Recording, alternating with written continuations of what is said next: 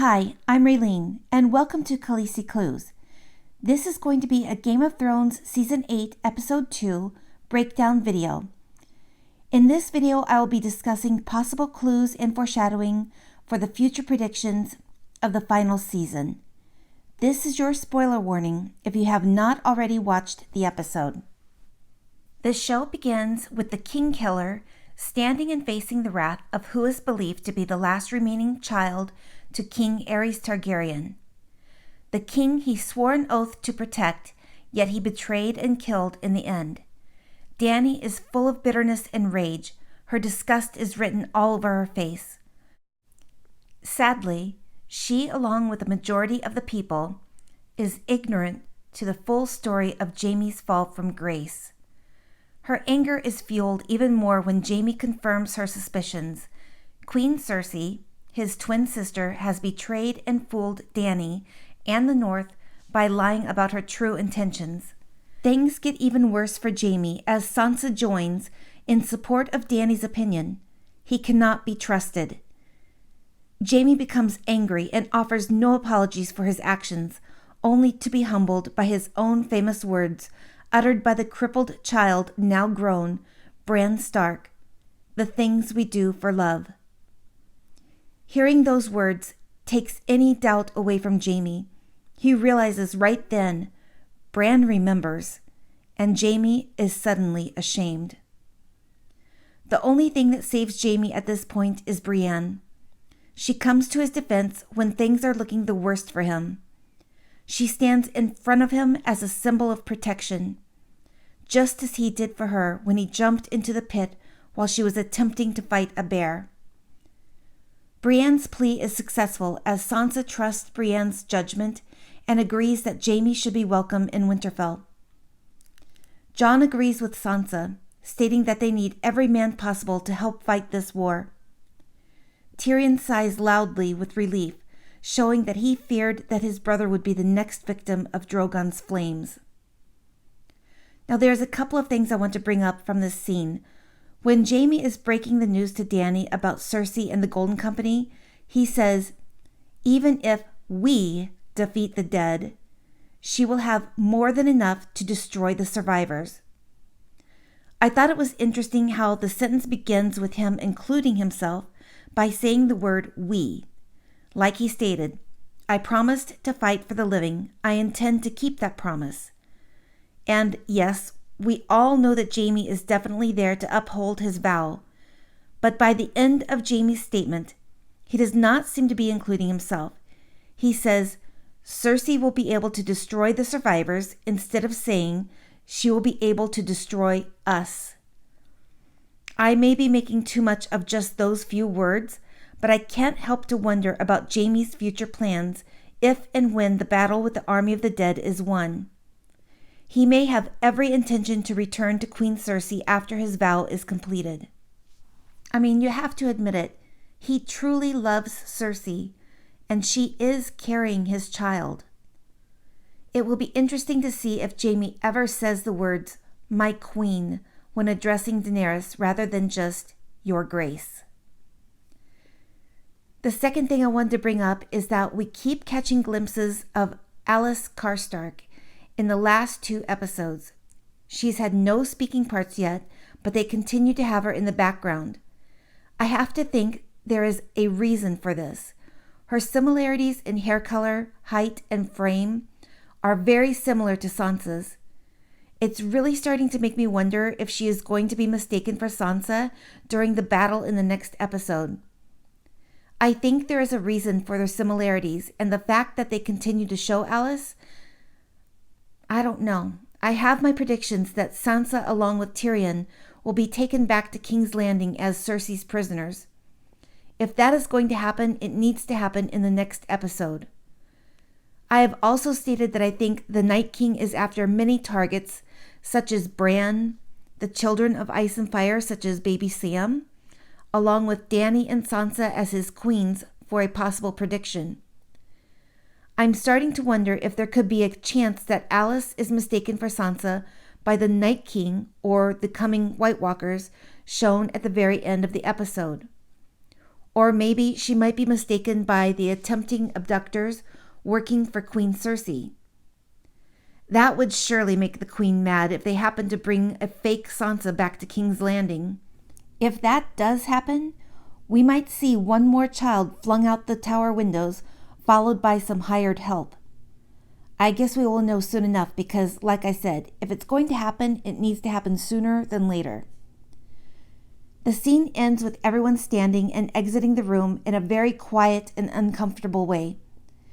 Dany turns towards Sansa, only to find the back of Sansa's head as she briskly walks away with absolutely no acknowledgement to the Queen. Dany then turns to Jon, who barely makes any eye contact with her, and quickly walks away too. Dany exits the room, feeling alone, with her staff following close behind her. Once they are away from the others, Dany begins ripping into Tyrion about his failures of judgment once again. Dany lately, these past 2 seasons, has become quite harsh in her treatment to Tyrion. She seems more obsessed with the idea of her sitting on the throne this final season. I think the writers are doing this for a reason, to make her seem like a strong, determined ruler. Right now, Daenerys is a single woman with 2 full-grown dragons as children, and her career, so to speak, is on the rise. She is about to have a curveball thrown at her when she finds out that she is once again pregnant with a child. If we go back to the House of the Undying Vision, just as Daenerys starts to touch the snow-covered throne, she hears the call of her dragons. This is symbolic of the cry of her children, just the same as I believe that they are the symbol of how many children she will have. In the House of the Undying, when she finally finds her baby dragons, the 2 smaller dragons, Viserion and Rhaegal, come waddling up to her first. I think they signify possible twins by Jon, followed by the larger dragon, Drogon, which I think signifies Rhaego.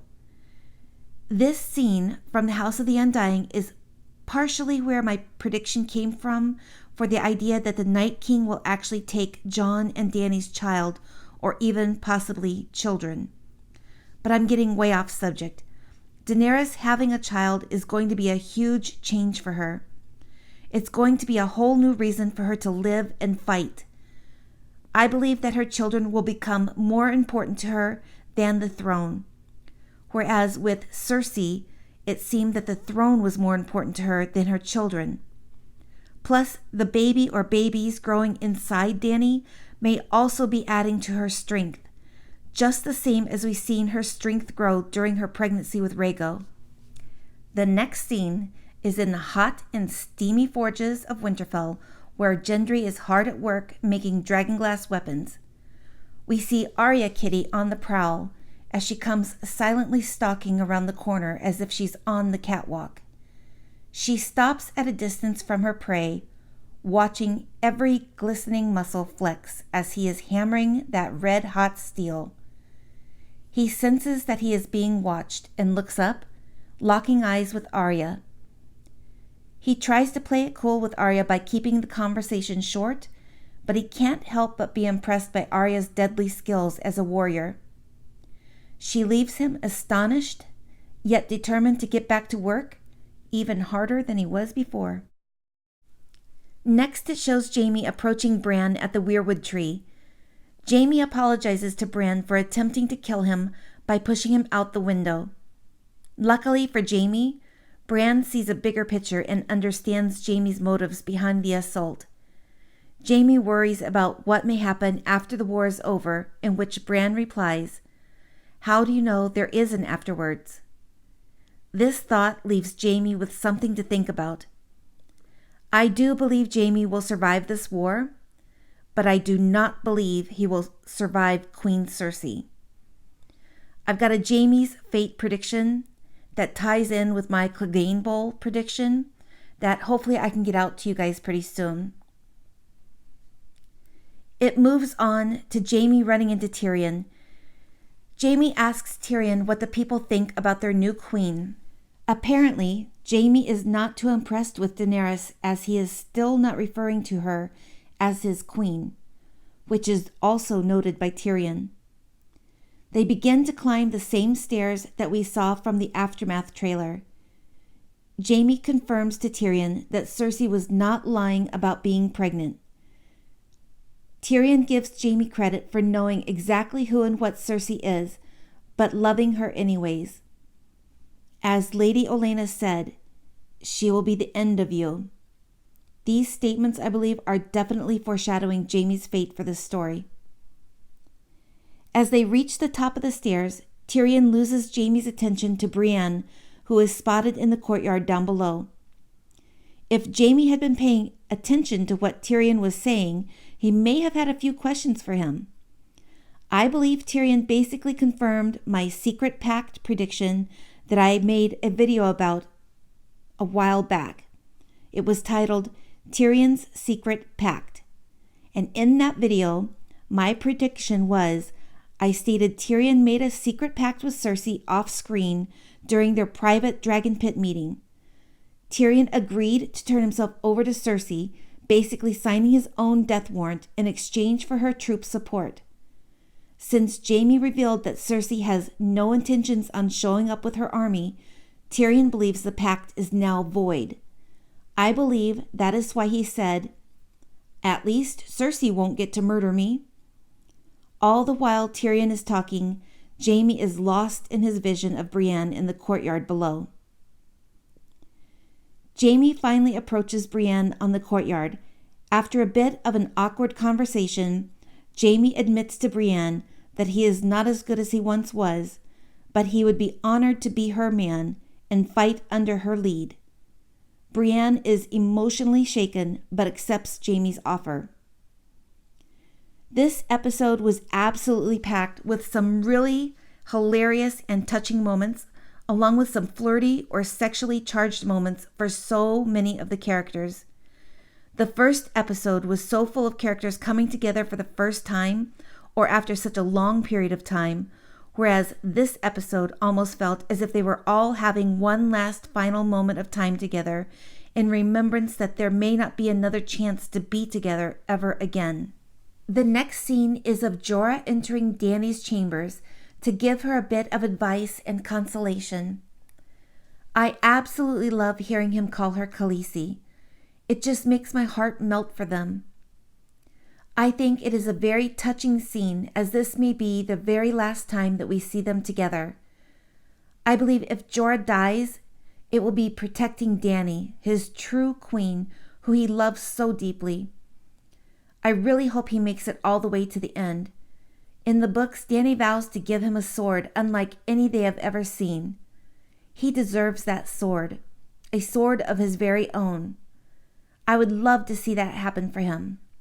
And by the way, did you happen to see the design on Jorah's armor?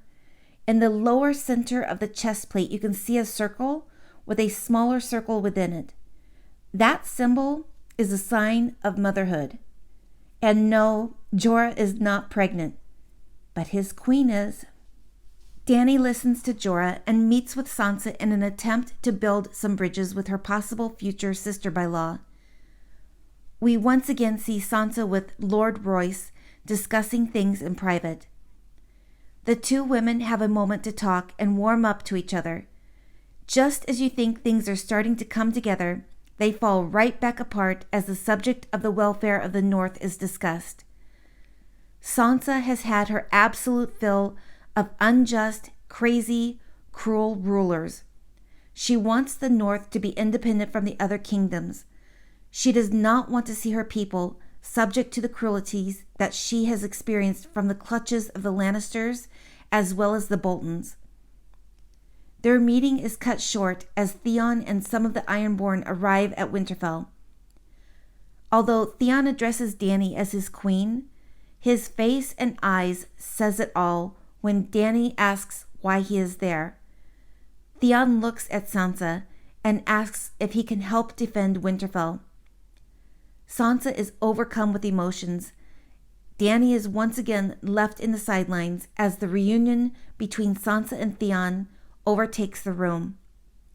I can only describe the look on Dany's face as almost a mirror image of the face her brother Viserys made when Dany was eating the horse's heart and the Dothraki cheered and chanted for her. I don't mean that Dany was envious of Sansa at the moment, but more of that longing emotion that she was expressing. Dany is longing to have the North's respect, love, and support, and she is only getting an icy shoulder so far. All of Dany's life, she has been on the run from one place to another. The only place that she has heard called home is Westeros. Now that she has come home, she hasn't had a very warm welcome. She is longing for her home to welcome her and embrace her as their rightful queen. Maybe after the war, people will see her differently. But then again, maybe Dany will see things differently too. The bond and love that Sansa and Theon now share is so undeniably clear in this scene. They survived horrendous torture together by the hands of the same man, Ramsay Bolton. Seeing Theon return to Winterfell, head held high, shows he is not only strong again, but also very brave. I believe he is now more Stark than Greyjoy. This is one of those moments when you realize once again that not only did Theon save Sansa, but Sansa saved Theon as well. He would not have had the courage to do what he did if she had not kept at him, encouraging him to remember who he was and begging for his help. That one action of valor was Theon's turning point. Now let's hope he just doesn't kick the bucket in the next episode. You know, kind of like one of those famous Game of Thrones moments that make you go, yes, Theon's back and better than ever, only to be saying the next breath, no, he's dead, oh my God, he's dead. The next scene was a touching reminder of the senseless death of Shireen Baratheon, a little princess burned at the stake for a sacrifice to the Lord of Light with the belief it was for the greater good. Your Lord is evil, Melisandre. Keep that in mind, people, because I believe the carpet is about ready to get yanked out from underneath Mel before the story is over. Between Gilly and Davos, they convince the little girl with the scarred face to take shelter in the crypts when the war begins. Somehow, the idea of the majority of all children located in one spot is starting to frighten me. Nothing is more terrible or horrific than the death of helpless, innocent children. If the Night King wants to strike terror into the hearts of all mankind, here's his chance. Not to mention, there will be some key targets down in the crypts. I would expect to see Sansa down there, and baby Sam will definitely be there. Remember what Gilly had said, "It's come for my baby." Little Sam got away once, and if the crypts are breached, I fear he will not get away again. Big Sam will feel horrible for not being there to help protect Gilly and baby Sam. Gilly may give her life trying to save her child if that should happen. Not to mention, we also have people with powerful blood down there such as Tyrion and Varys. Next we hear the single horn blast signaling the return of Ed, Beric, and Tormund. How many people out there laughed out loud when Tormund literally body slammed Jon in his excitement? I absolutely loved this scene. The music was so sweet and uplifting as Jon was walking to greet Ed, only to have it completely stopped as you hear the bone-crunching sound of bodies colliding in Tormund's tackle. Tormund was just so happy to see his little crow.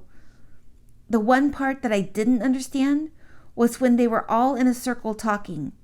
Nobody seemed to think the fiery, screaming sign left by the Night King was important to even mention to Jon. I mean, at least they could have come up with some basic significance to the message. Even something as simple as saying, yeah, by the way, the Night King wants us to know that we are all going to die screaming. That would have been sufficient for me, but none of the three even mumbled a word about it. Even when Jon asked specifically about the Umbers, they just replied with, "Fighting for the dead now." Really? We need details, people. copious details. Now is not the time to leave out pertinent information such as this huge blazing message left by your enemy number one. But all joking aside, when Jon asked about the Umbers, he hung his head down a bit with a slight sigh. We know this is because of the last scene with cute and sweet little Lord Ned Umber. Hearing the news of his death of the Umbers has hit home for Jon without even having to say a word. We as fans know how horrible and how hard it was for Jon when he sentenced Ollie to death. I keep thinking back to Maester Aemon's words, "Kill the boy." These words are haunting to me, and I fear they may have a bigger role to play. Kinvara's words were, "Everyone is what they are and where they are for a reason. Terrible things happen for a reason."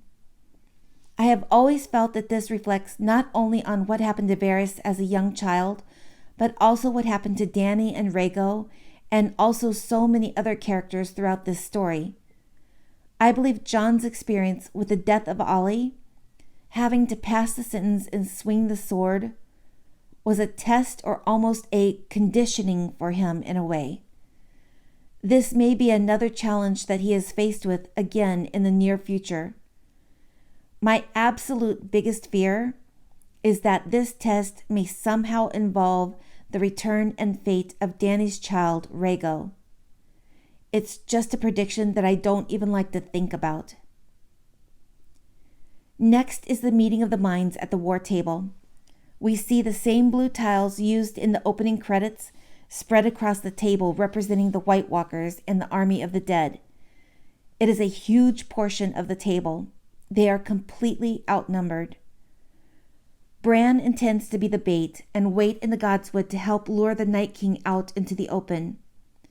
Theon and the Ironborn will be there to help protect Bran. I had mentioned this very thought from my trailer breakdown video. The home speech that we heard Bran saying from the trailer, I was hoping that would be to Theon, and that's exactly the way it is looking to play out. I had originally thought that the image of the hand gripping the bow in front of the statues in the crypts was actually an image of Theon, but I was proven wrong by a couple of different sources. That scene will be coming up in the next episode. I can definitely say all hell is about to break loose in the crypts of Winterfell. Like I said before, Bran is one of the targets for the Night King. Bran has all the knowledge of the past, or access to the knowledge, that can be used to benefit the living. The mark that is on Bran's arm is the Night King's link to know where Bran is at all times. I often wonder if once Bran learns how to use his powers more, if that mark can also be used in reverse, meaning that Bran could have access to the Night King at any time. A link between the two that works both ways. Finally, we hear Daenerys give Tyrion some words of praise, instructing him to be in the crypts for his protection, that he will be needed for her in the future should they all survive this battle. Tyrion reluctantly agrees. Daenerys is his queen and he must obey her orders. I'm glad this scene happened. If my Tyrion and Sansa abduction prediction is going to happen, I expect it will happen in this next episode. I would have hated to see Tyrion's possible last words heard from Dany as insults and threats. The meeting ends with Tormund flirting with Brienne once again. He's a persistent big guy. Jon avoiding Dany with a dismissive "Your Grace" and not making any eye contact. And then Tyrion approaching Bran to sit and listen to his story. Next, we see the possible last parting conversation between Grey Worm and Missandei. They are talking about possible plans for the future should they survive the war. I would assume that Missandei will also be in the crypts in the next episode. Like she stated to Grey Worm, her people are peaceful and cannot protect themselves. Missandei is going to bear witness to the events that will unfold in the crypts of Winterfell. I'm going to go out on a limb here and predict that both Missandei and Grey Worm survive this battle. I think they still have a role to play in the future episodes. The next scene is of the three amigos, the last three remaining Night's Watch. I should actually say 4 because Ghost is patiently waiting in the background. I hope Ed survives, but out of the 3 standing there, I suspect he will be the one to go. The big foreshadowing message of this scene is once again the fact that Gilly and little Sam will be sheltering in the safety of the crypts. Although Jon and Ed are encouraging Big Sam to be with Gilly, Sam is insisting that he will be fighting with the rest of the men. If my predictions are right, Sam is going to feel absolutely horrible if anything should happen to Gilly and baby Sam. Finally, we get to one of the funniest scenes of the whole episode. The gathering of characters around the fireplace in the Great Hall. I laughed so hard during so many parts of this scene. I cannot wait to see how many takes it actually took for the cast to complete this scene without one of them busting out laughing. The looks on their faces while Tormund is telling his story is priceless. Only thing I can say about this part is it was absolutely hilarious and I loved it. The only serious thing I can say is Tyrion's whoremongering days may be over, but I suspect after this next episode, we shall see a golden lion roar once again. Jaime has just got to learn from this next battle that he needs a weapon on that right arm of his. Besides, it gives Gendry a little bit of job security. Next, we get another really cute scene with Arya, Sandor, and Beric. Arya has suddenly become a mute, and Beric won't shut up about the Lord of Light, which pushes Sandor to his limit, and he is ready to chuck Beric off the wall. Arya decides to leave the 2 old shits behind for some target practice, which then leads us to the scene of Gendry delivering Arya her custom weapon. I almost brought it up in my last video about the fact that the circular design of Arya's hair in the back was signaling her becoming a woman. I always thought Arya would be the one to take charge in the decision of who, where, and when she would lose her maidenhead. We watched Arya play the game of faces with Gendry, with all of her prying questions. At least she didn't hit him every time he was telling an untruth. Although, who knows, maybe he would have liked it. Now here comes the big question. Will Arya become pregnant from this union? They always say it only takes once, so there definitely is a chance for this to happen. One thing I would like to point out that maybe no one may have thought of is if she does become pregnant, she would also have a child of ice and fire. The ice element coming from her first man bloodline on her father's side, and the fire element coming from Gendry's father's bloodline, the blood of the dragon. Very interesting to say the least. If my predictions are right about the Night King wanting all of the children of ice and fire, then that would also place Arya on the Night King's list of targets. It's kind of funny. Arya has her hit list, and so does the Night King. We do see Arya running frantically from someone or something in the original trailer. I thought it could possibly be an escape scene from the captors that are after Sansa, Tyrion, and maybe even Arya. But what if it is actually the Night King or White Walkers coming to take the now growing fetus from her body? That would be a bit freaky. I can't imagine that the White Walkers' senses could be that on target. So I guess that's a pretty far-fetched for a prediction, but it's still fun to think about different scenarios. Next, we get a more somber scene with the same group of characters around the fire, although still not without its humor, such as Tormund's comment, "I'd knight you 10 times over," followed by the scene we all watched with tears in our eyes as the historic event of Lady Brienne becoming a Knight of the Seven Kingdoms by Sir Jaime Lannister. Absolutely amazing and beautiful scene. Jaime gave her one of the most important and memorable events of her life, and it felt as intimate as if we were witnessing them consummate their relationship. Not that I want to take away from the specialness to this particular scene, but I have to tell you, the intimacy of that scene, along with Sir Jaime Lannister sauntering over all decked out in that armor of his, sword in hand, and ordering Lady Brienne to kneel before him, was a total ovary-bursting moment for me. I kid you not, I literally screamed, "On your knees," at Brienne and at my television. They might as well have had sex right then and there as far as I was concerned. That was one of my most favorite scenes for this episode. Next, we have the scene between Ser Jorah and Lady Lyanna Mormont arguing over her safety.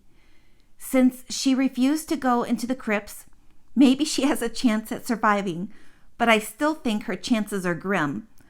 I do believe Sam, with his gift of Heartsbane to Ser Jorah, has just saved his life for the second time. We get a small intermission scene with Podrick beautifully singing Jenny's song as images are flashing on the screen.